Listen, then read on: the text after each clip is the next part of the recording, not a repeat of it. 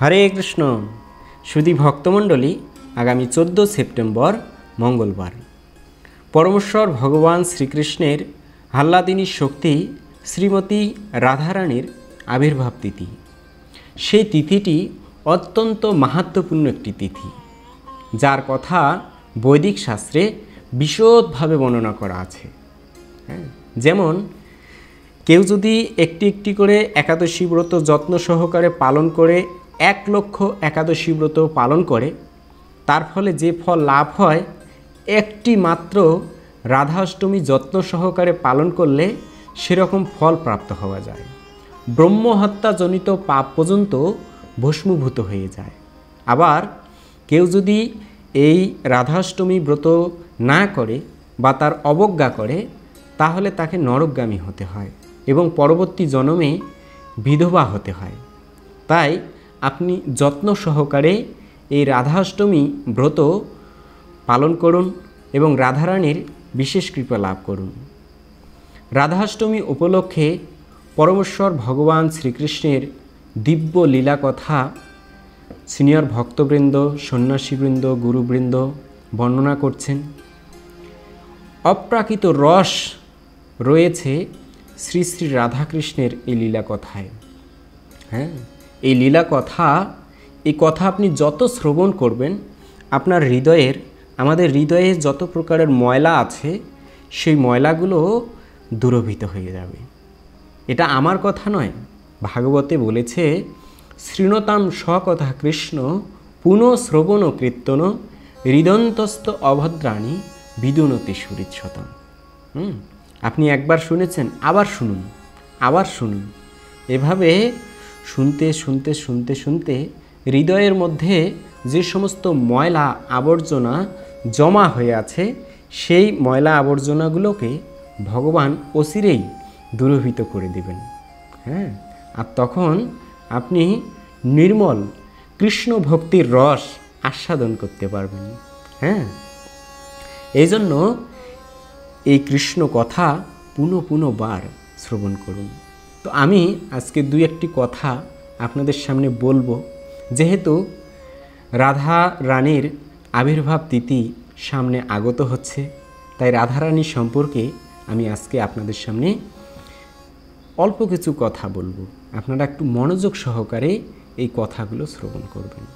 পরমেশ্বর ভগবান শ্রীকৃষ্ণ হচ্ছে অনাদির আদি গোবিন্দ, সর্বকারণের পরম কারণ। এই জগতে যত প্রকারের কারণ রয়েছে, সমস্ত কারণের মূল কারণ হচ্ছে শ্রী গোবিন্দ, পরমেশ্বর ভগবান শ্রীকৃষ্ণ। ভগবান ভগবদ্গীতায় বলেছেন, মামে বংশ জীবলোক জীবভূত সনাতন। আমরা একসময় ভগবানের ধামে ছিলাম, আমরা ভগবানের অংশ, কিন্তু যেই মাত্র আমরা ভগবানের ধামে থাকতে থাকতে ভোগের বাঞ্ছা করেছি, কৃষ্ণ ভুলি যেই জীব ভোগবাঞ্ছা করে, নিকটস্থ মায়া তারে ঝাপটিয়ে ধরে। তো মায়া তো হচ্ছে ভগবানের শক্তি। যখনই কেউ ভোগের বাঞ্ছা করে, তখন সঙ্গে সঙ্গে মায়া তাকে ঝাপটিয়ে ধরে। আর ভগবান হচ্ছে বাঞ্ছা কল্পতরু। ভগবানের কাছে আপনি যা চাইবেন, ভগবান আপনাকে তাই প্রদান করবে। সঙ্গে সঙ্গে মায়া আমাদেরকে আচ্ছন্ন করে ফেলে। তো সেখানে তো একটাই ভগবান, যেখানে ভগবান অবস্থান করছেন, সেই ধামের নাম হচ্ছে গোলক বৃন্দাবন। তো সেখানে আপনি ভগবানের মতো হয়ে সেই সমস্ত ভোগ করতে পারবেন না।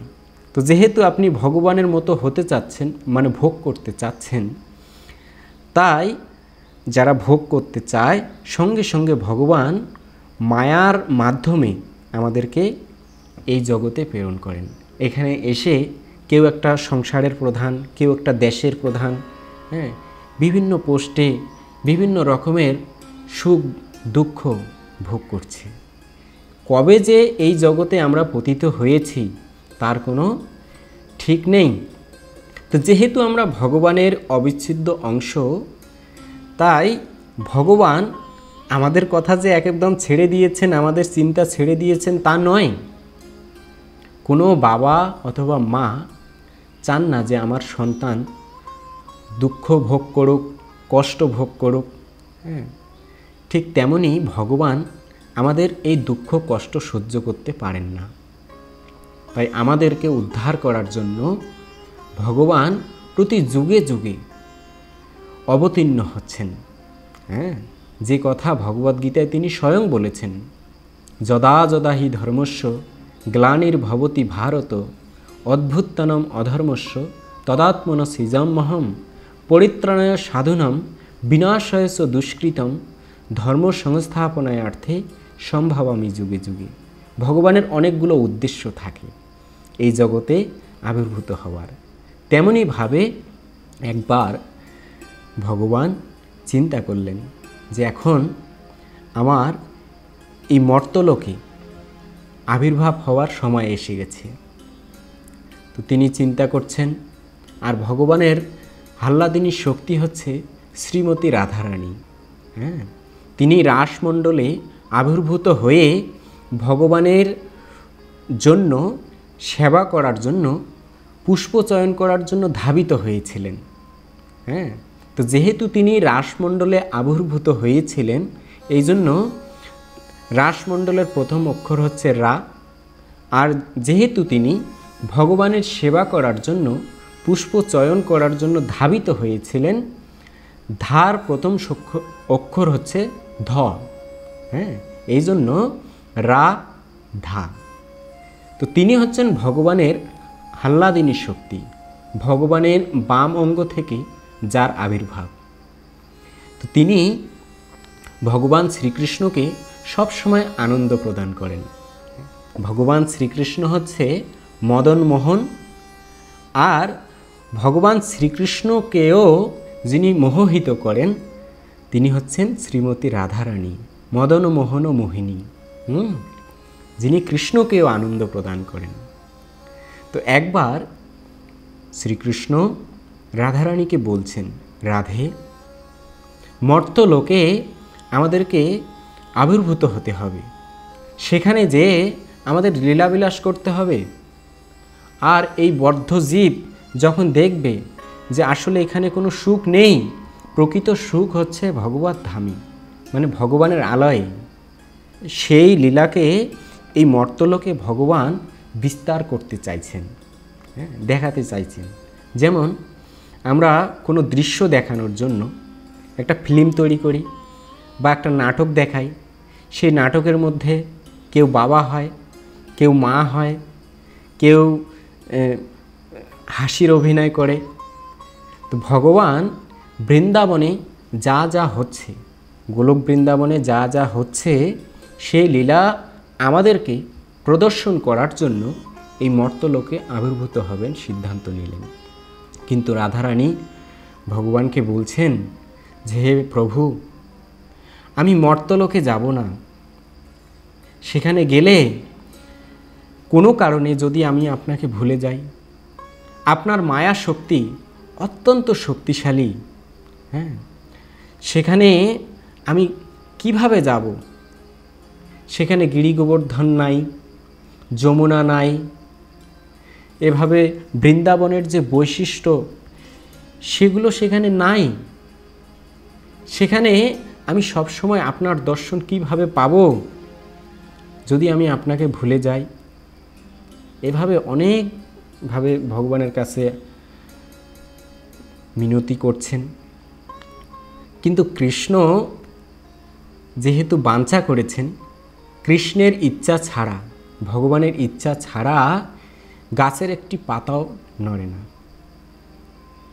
আবার রাধারানী যে প্রার্থনা করছেন সেটাকেও ভগবানের গুরুত্ব দিতে হচ্ছে।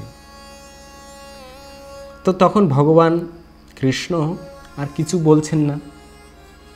তো একদিন কি করলেন, কৃষ্ণ বিরজা নামে একটা সখী ছিল, সেই সখীর কুঞ্জে যেয়ে বিরজাকে বলছেন যে, বিরজা, আমি তোমার সেবা অনেক দিন হলো গ্রহণ করি না, তুমি কি আমাকে একটু সেবা প্রদান করবে? তো এভাবে বিরজা দেবী বলছেন যে, হে প্রভু, আমার কত সৌভাগ্য যে আপনি স্বয়ং আমার গৃহে এসেছেন, হ্যাঁ, আমার কুঞ্জে এসেছেন। আমি আপনার সেবা না করে কিভাবে থাকতে পারি? তখন তিনি ভালোভাবে ভগবানের চরণ ধৌত করলেন, সুন্দর আসনে বসতে দিলেন, সুন্দর মালা পরিধারণ করালেন, যাকে আমরা বলি সিঙ্গার। ভগবানকে সুন্দরভাবে সাজিয়ে দিলেন, এভাবে তাকে সেবা যত্ন করছেন। আর এদিকে এক সখী রাধারানীকে বলছেন যে রাধে, যে কি হয়েছে, যে সর্বনাশ হয়ে গেছে। আরে কৃষ্ণ তোমার এখানে আসার কথা, কিন্তু তোমার এখানে না এসে সে বিরজার কুঞ্জে গেছে। তখন তো রাধারানী সেজেগুজে বসেছিল, একদম রেগে মেগে ফায়ার, যে ভগবানের কৃষ্ণের সেবা ছাড়া আমি এক মুহূর্ত থাকতে পারি না, আর কৃষ্ণ আমার সেবা গ্রহণ না করে সে অন্যের কাছে চলে গেছে। এটা কোনোভাবেই রাধারানী মেনে নিতে পারছে না। তখন তিনি কি করলেন, সমস্ত সখীদেরকে নিয়ে একদম রথে করে, রথের যে বর্ণনা শাস্ত্রে দেওয়া হয়েছে, বলছে আমাদের একটা বিশাল বিশাল দেশের সমান একটা রথ, সেই রথে করে সমস্ত সখীবৃন্দ যেখানে বিরজা অবস্থান করছেন সেখানে যাচ্ছেন। সেখানে যেয়ে একদম সবাই নেমে পড়েছে। আর সেখানে একজন সখা তাকে দ্বাররক্ষী হিসেবে কৃষ্ণ রেখেছেন। হ্যাঁ, সেই সখা ছিলেন রাধারানীর ভাই।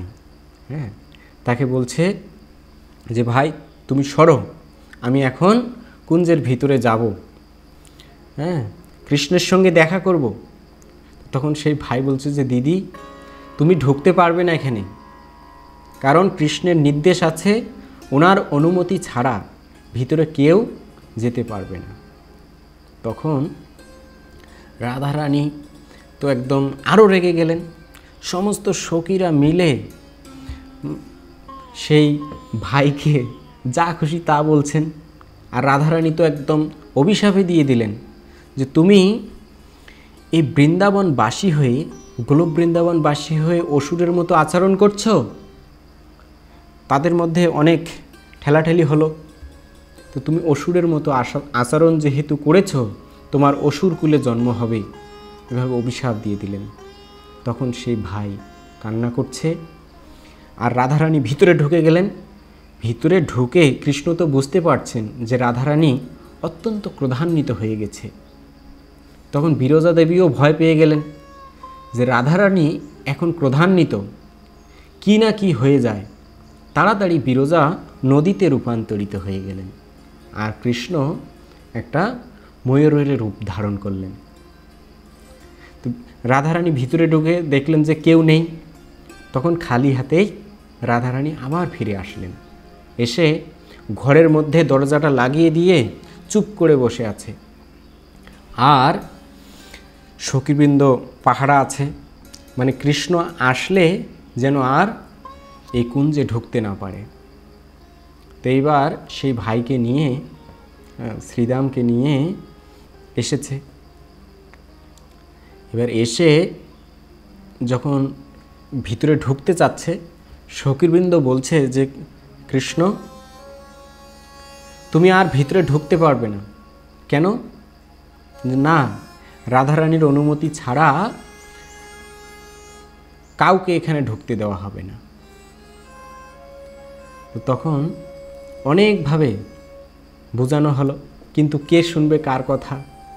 রাধারানী ভিতর থেকে বলছে যে আমি তার মুখ দর্শন করতে চাই না। এটা তো অভিমান। হ্যাঁ, এটা হচ্ছে ভগবানের প্রতি ভক্তের যে ভালোবাসা, গভীর ভালোবাসা হলে যা হয়।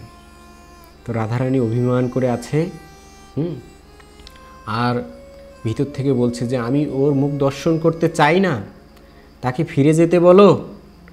হ্যাঁ, সে লম্পট, সে দুরাচার, বিভিন্নভাবে বলছে।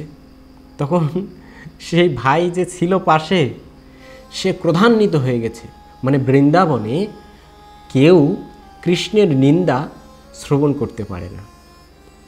হ্যাঁ, তো এইভাবে যখন রাধারানী কৃষ্ণের নিন্দা করছে, তাকে ভৎসনা করছে, তখন সঙ্গে সঙ্গে একদম ক্রোধান্বিত হয়ে সেই সখা রাধারানীকে অভিশাপ দিয়ে দিলেন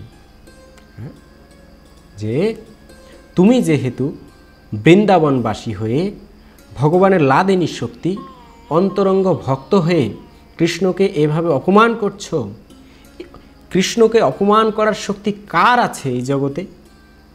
তুমি যেহেতু এভাবে কৃষ্ণকে অপমান করেছো, তুমি কৃষ্ণকে চিনতে পারছো না, তুমি কৃষ্ণকে সাধারণ কেউ ভেবেছ, হ্যাঁ, জন্য তুমি যেহেতু কৃষ্ণকে অপমান করেছো, আমি তোমাকে অভিশাপ দিচ্ছি, তুমি 100 জন্ম কৃষ্ণ বিরহ সহ্য করবে। আর তুমি যেহেতু মানুষের মতো এরকম আচরণ করেছো, তাই তোমাকে মনুষ্য শরীর ধারণ করতে হবে, এভাবে বলে অভিশাপ দিয়ে দিলেন। এবার সেই সখাও অভিশপ্ত হলো, রাধারানীও অভিশপ্ত হলো। এবার উভয়ে দুঃখিত।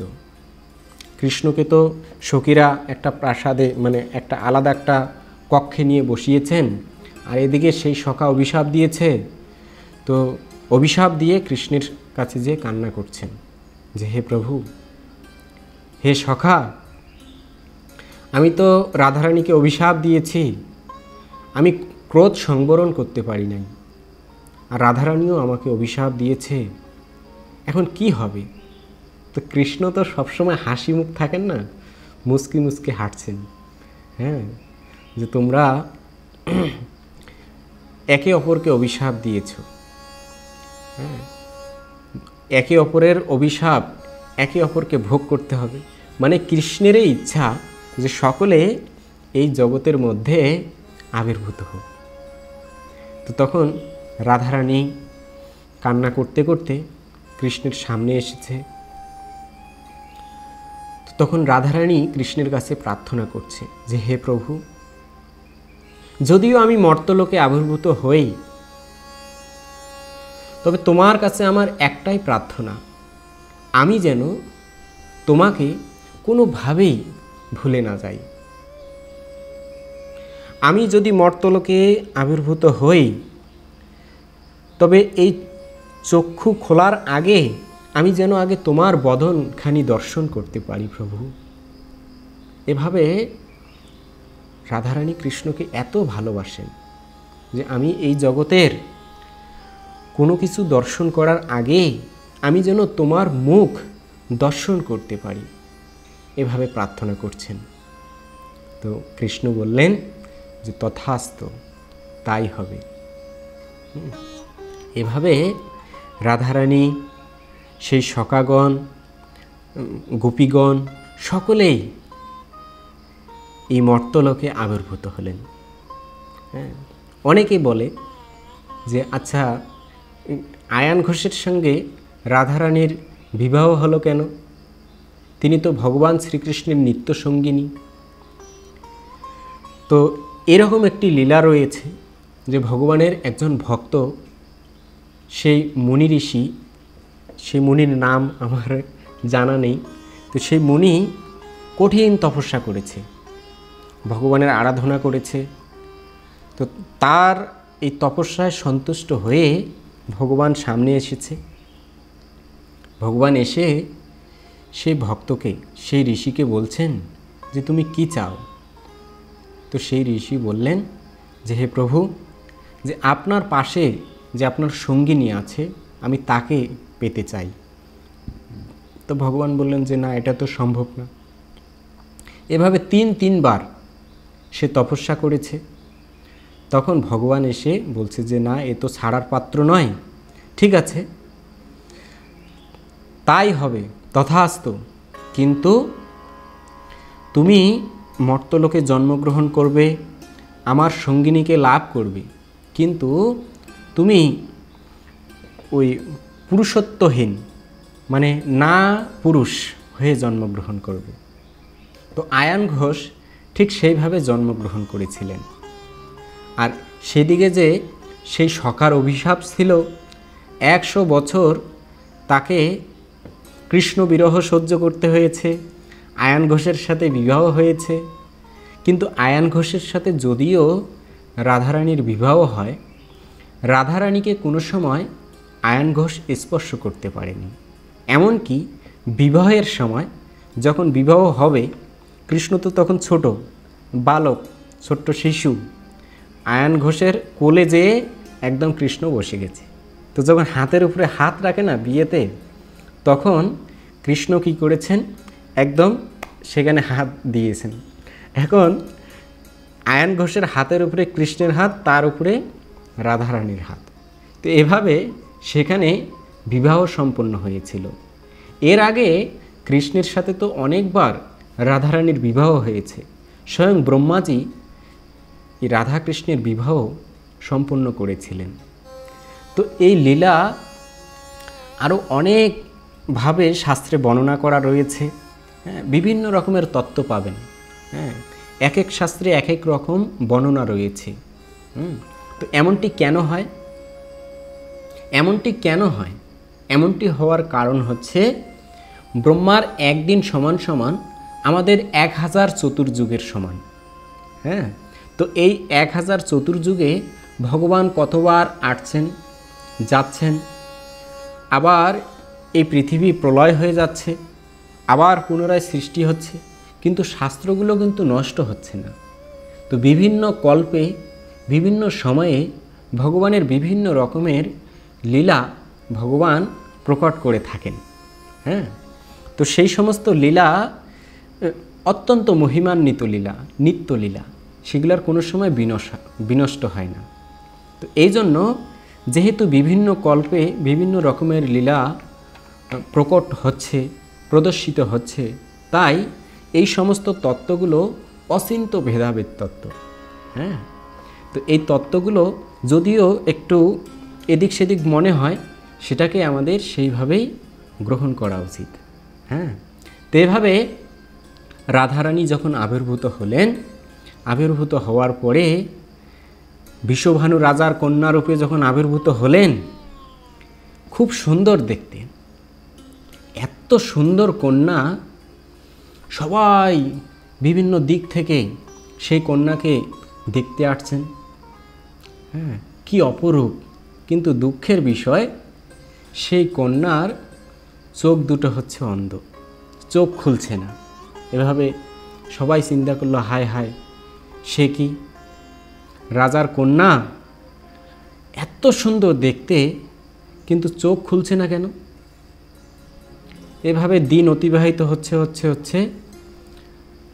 যখন মাতা যশোদা কৃষ্ণকে নিয়ে বিষভানু রাজার গৃহে এসেছেন, তো কৃষ্ণ খেলা করতে করতে রাধারানীকে যখন স্পর্শ করেছেন, চোখে হাত দিয়েছেন, সঙ্গে সঙ্গে রাধারানী চোখ খুলেছে। আর খুলে কৃষ্ণকে দেখে একটা হাসি দিয়েছে। হ্যাঁ, এমন হাসি দিয়েছে যেটা আমি আপনাদেরকে বোঝাতে পারবো না। হ্যাঁ, তো সেদিন থেকে রাধারানী চোখ খুলেছে। এভাবে আরও অনেক লীলা রয়েছে। রাধারানী যখন আবির্ভূত হয়েছিলেন, সেই দিনটি হচ্ছে, সেই তিথিটি হচ্ছে আগামী 14 সেপ্টেম্বর মঙ্গলবার। সেই তিথিটি আপনি যত্ন সহকারে পালন করুন। ইসকনের ভক্তরা দুপুর পর্যন্ত এই তিথির উপবাস পালন করে থাকেন। অনেকের মনে প্রশ্ন যে কৃষ্ণের জন্মাষ্টমী আমরা রাত্রে 12টা পর্যন্ত পালন করে থাকি, তো রাধাষ্টমী অর্ধ দিবস কেন? তার কারণ হচ্ছে রাধারানীর আবির্ভাব হয়েছিল দুপুরবেলা। হ্যাঁ, এজন্য আমরা দুপুর পর্যন্ত করি। প্রভুপাদ এবং ইসকন জিবিসি সেই সিদ্ধান্ত দিয়েছেন। কৃষ্ণের আবির্ভাব হয়েছিল মধ্যরাত্রে, তাই আমরা 12টা পর্যন্ত পালন করি। শ্রী চৈতন্য মহাপ্রভুর আবির্ভাব হয়েছিল গোধূলি লগ্নে। হ্যাঁ, তাই আমরা গোধূলি লগ্ন পর্যন্ত উপবাস করে থাকি। ভগবান শ্রী নৃসিংহদেব আবির্ভূত হয়েছিল গোধূলি লগ্নে, তাই আমরা গোধূলি লগ্ন পর্যন্ত উপবাস করি। হ্যাঁ, তো এইভাবে আমরা দুপুর পর্যন্ত সেই তিথির উপবাস পালন করে থাকি। হ্যাঁ, এবং শুধু উপবাস থাকাই যথেষ্ট নয়, সেই সময় বিশেষভাবে ভগবানের মহিমা কীর্তন শ্রবণ করা, ভগবানের দিব্য নাম হরে কৃষ্ণ কৃষ্ণ কৃষ্ণ হরে হরে, হরে রাম রাম রাম হরে হরে, এই মহামন্ত্র জপ করা। ওই সময় বেশি বেশি করে ভগবানের সেবায় যুক্ত থাকা, হ্যাঁ, এটা অত্যন্ত গুরুত্বপূর্ণ, বিশেষ করে ভগবানের নাম জপ করা। তো ওই দিনটি আপনারা বিশেষভাবে এই কাজগুলো করুন। আর কেউ যদি পুরো দিন করেন সেটা অসুবিধা নাই, সেটা তার ব্যক্তিগত বিষয়, সে আরও কঠিন তপস্যা করছেন। কিন্তু আমরা 12টা পর্যন্ত পালন করে থাকি। আপনি ইচ্ছা করলে সেই নিয়ম অনুসরণ করতে পারেন। আর যদি মনে করেন যে না আপনি পুরো দিন থাকবেন, থাকুন, সমস্যা নেই। তো এই ছিল আজকের ভিডিওর বিষয়।